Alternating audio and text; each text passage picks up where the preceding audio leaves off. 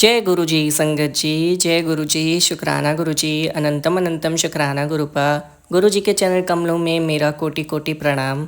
संगत परिवार के सभी भक्तों को जय गुरु जी। संगत जी, मैं जानता हूँ कि जिन संगत परिवार के सदस्यों को ये सत्संग प्राप्त हुआ है वो बहुत मुश्किल में है। किसी बड़े कष्ट से वो अभी जूझ रहे हैं। कोई परेशानी है जो उनका पीछा ही नहीं छोड़ रही है। ये सत्संग आज आपके लिए ख़ास तौर पे आपके पास आया है। गुरु जी आपको बहुत बड़ी ब्लेसिंग्स देने वाले हैं। इस सत्संग को पूरा एंड तक ज़रूर सुनिएगा। संगत जी, ऐसा होता है कि जब हमें ब्लेसिंग्स मिलने वाली होती है तो कोई ना कोई अड़चन आ जाती है, कोई ना कोई काम आ जाता है जिसकी वजह से हम उसको अधूरा छोड़ देते हैं। उस टाइमिंग पे हम अवेलेबल नहीं हो पाते हैं। तो ये सत्संग अगर आपको आज मिला है तो ये गुरु जी की बहुत बड़ी ब्लेसिंग है आपके लिए। इसको बिल्कुल भी मिस मत करिएगा, विश्वास के साथ सुनिएगा। आपका बहुत बड़ा कष्ट कट जाएगा। कुछ परेशानियाँ, कुछ कष्ट, कुछ पीड़ा अननेचुरल तरीके से हमारे पास आती है, तो आज उन सभी प्रश्नों के उत्तर आपको इस सत्संग में मिलने वाले हैं। आज सारी सच्चाई आपके सामने आने वाली है।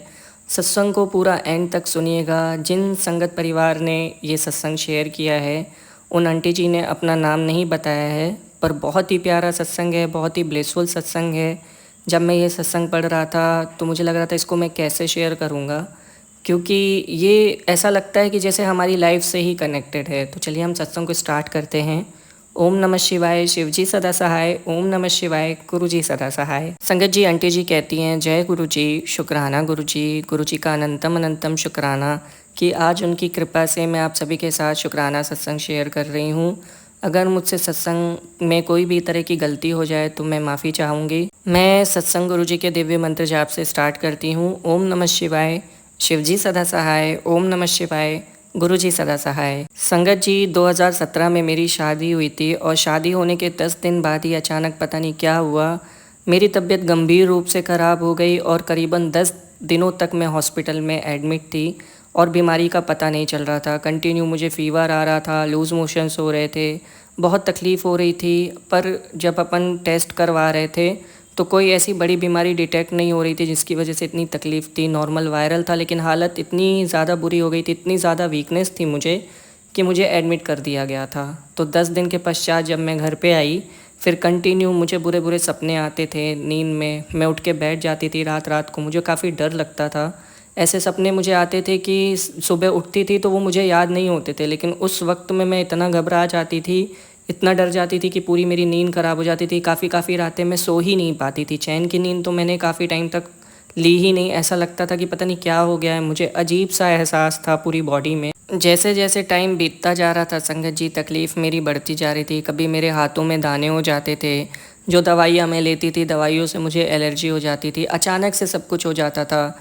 अचानक से कभी कभी मेरा हाथ कट जाता था। मतलब अजीब अजीब टाइप की चीज़ें हो रही थी जो मुझे नेचुरल नहीं लगती थी। उस टाइम पे मैं बहुत डरने लगी थी। अंदर से मुझे बहुत घबराहट होने लगी थी, एंजाइटी होने लगी थी, जिसकी वजह से मेरा व्यवहार सबके साथ बहुत ख़राब हो गया था। नई नई शादी हुई थी, 2-3 महीने ही हुए थे ये सब हो रहा था। तो नई नई शादी के बाद हर कोई घर के लोग एक्सपेक्ट करते हैं कि नहीं बहू आएगी, घर संभालेगी, या जो भी रिलेटिव्स होते हैं, जो नए रिश्ते बनते हैं हमारे, सबकी बहुत एक्सपेक्टेशन होती है एक नई बहू के साथ, एक नई बेटी के साथ, एक घर के न्यू मेंबर के साथ। वो एक्सपेक्टेशन मैं पूरी नहीं कर पा रही थी क्योंकि मैं बिल्कुल भी ठीक नहीं थी। मेरे साथ बहुत सारी तकलीफ़ें थी जिसको मेरे हस्बैंड बहुत अच्छे से समझ रहे थे। मुझे वो सपोर्ट भी कर रहे थे क्योंकि वो देखते थे कि मैं कितनी तकलीफ़ में हूँ, तो उनका साथ था मेरे साथ। लेकिन हर कोई प्रॉब्लम नहीं समझता, हर किसी को बातें नहीं समझ में आती। कुछ लोग समझते हैं लेकिन कुछ लोग उसका उल्टा मतलब निकालते हैं। जैसे मैं कई लोगों का मुझे ऐसे सुनने को मिलता था कि मैं अनलकी हूँ, जब से मैं घर में आई हूँ तो प्रॉब्लम्स आ रही हैं, ऐसा वैसा।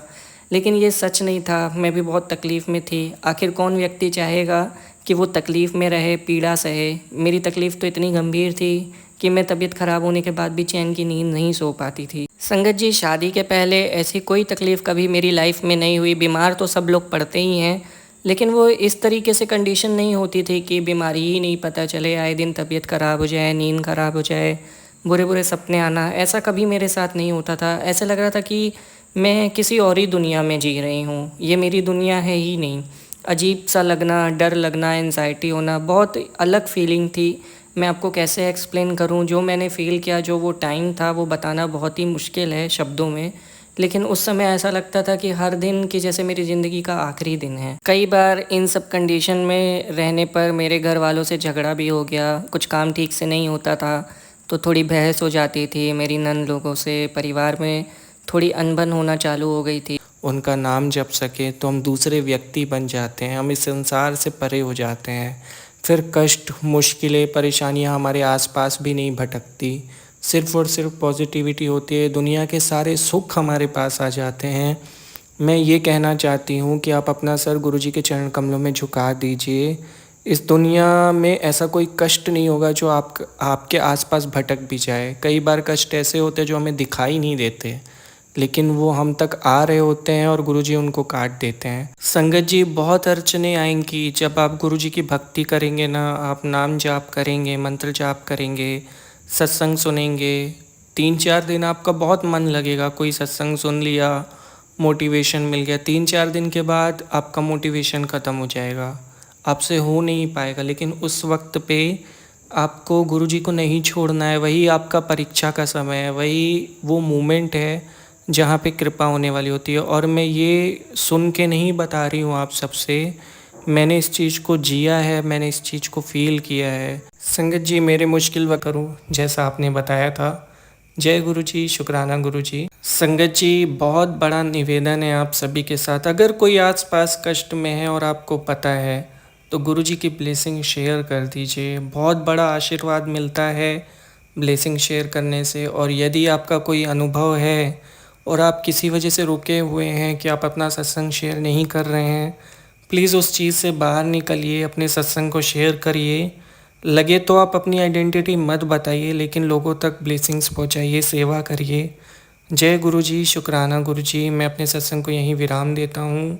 अगर आपने अभी तक चैनल को सब्सक्राइब नहीं किया है, सब्सक्राइब कर लीजिए, बेल आइकन नोटिफिकेशन को भी ऑन करके रखिए ताकि गुरुजी की आपको ब्लेसिंग्स मिलती रहें। और डिस्क्रिप्शन में मेल आईडी, वहाँ पे अपना सत्संग शेयर कर सकते हो आप। अगर कोई प्रॉब्लम होती है मेल कर दीजिए मुझे, मैं आपको अपना नंबर दे दूँगा, वहाँ पे भेज दीजिएगा तो आपको और इजी हो जाएगा, मैं आपका सत्संग शेयर कर दूँगा। जय गुरु जी, शुक्राना गुरु जी। ओम नमः शिवाय, शिव जी सदा सहाय। ओम नमः शिवाय, गुरु जी सदा सहाय। जय गुरु जी, संगत जी।